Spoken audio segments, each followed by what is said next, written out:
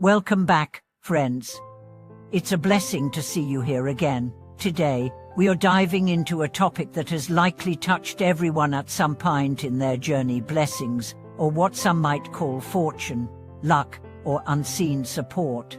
We've all met people who seem to glide through life effortlessly, as if carried by some invisible force. They succeed in business, they find love easily, and even when troubles hit, they somehow bounce back stronger. On the other hand, there are those who try their hardest, work day and night, yet they struggle endlessly.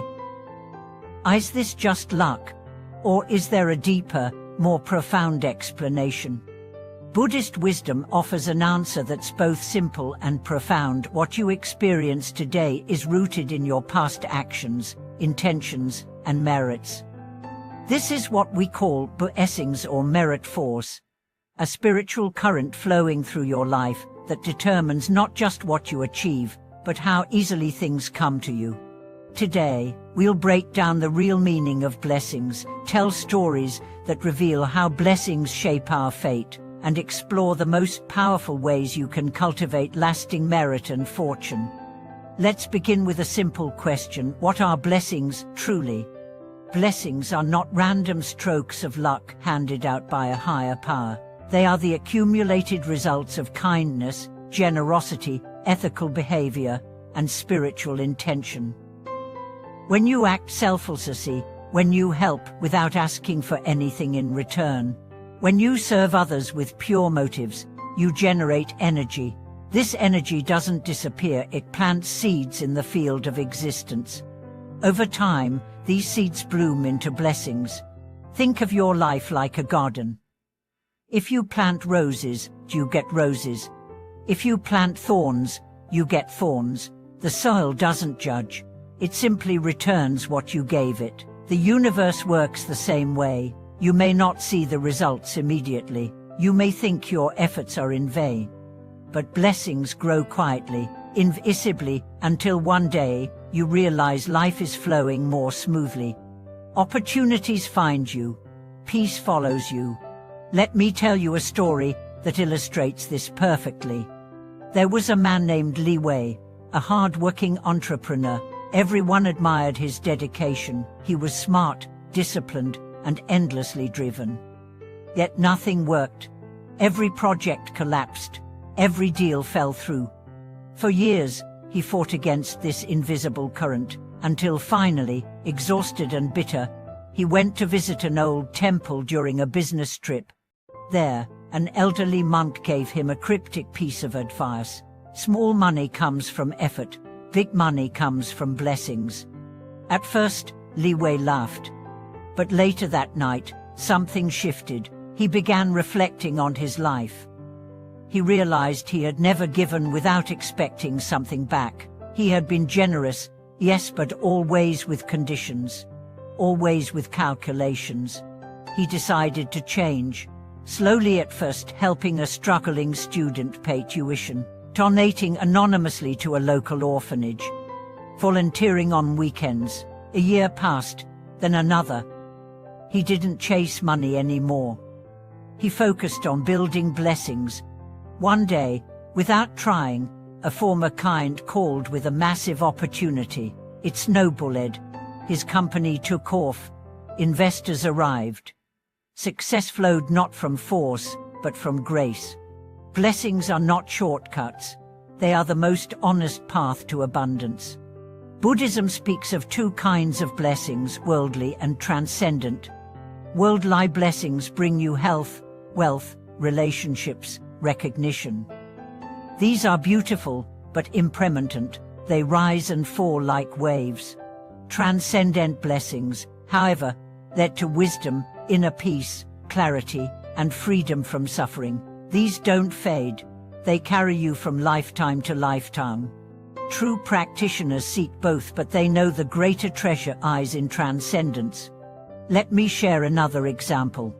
A woman named Enya had cancer. She had no family, little money, and little hope.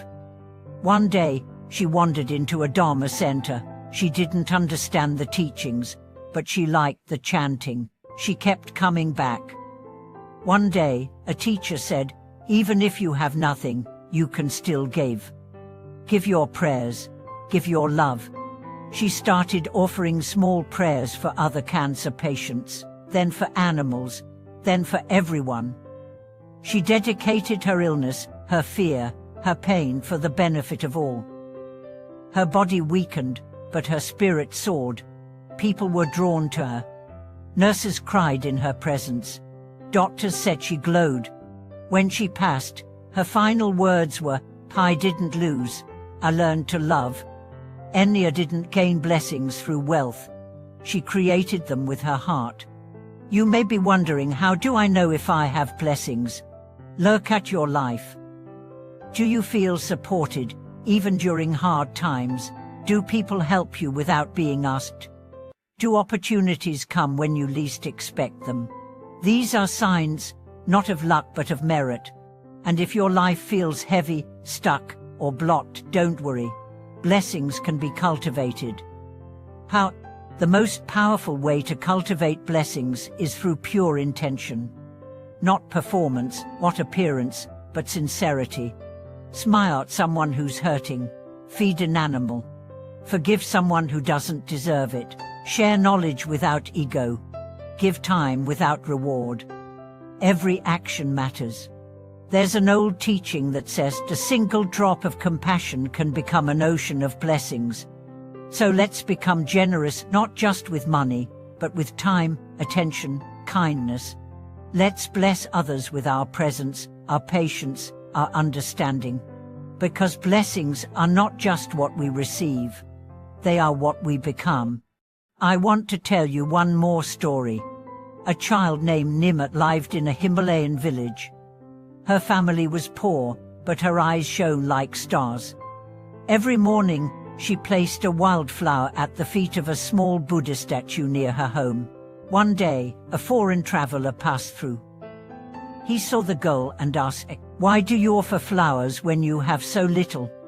Nima smiled and said, "Because I have breath, and as long as I breathe, I can give." The traveler, a wealthy man, was so moved that he funded a school in her village. That small act, one flower, one breath, changed the future for hundreds. That's the secret. Blessings start with the smallest seed. You may feel you have nothing to offer, but that's never true. You have a smile, a kind word, a sincere prayer. That's all the universe needs to begin. So don't wait. Don't hesitate. Start now. Bless your life by blessing others. Thank you for watching this video. If this message opened your heart or reminded you of your own blessings, share it with someone who needs hope.